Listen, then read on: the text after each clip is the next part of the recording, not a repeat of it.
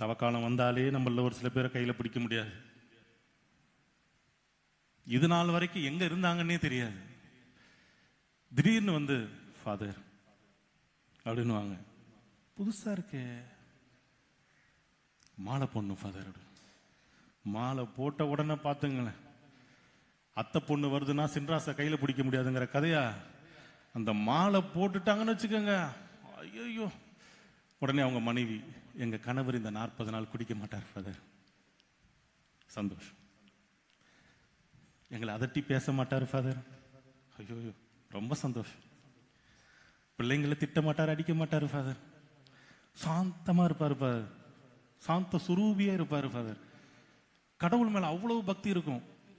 அந்த 40 நாட்களில் நாங்கள் திருவிவிலியத்தையோ மறையுறையை புத்தகங்களையோ பார்த்து படித்து தெரிந்து கொள்வதை விட அந்த 40 நாள் திருந்துறாங்க பாருங்க, அவர்கள் எங்களுக்கு எடுக்கிற பாடம் அதிகம்.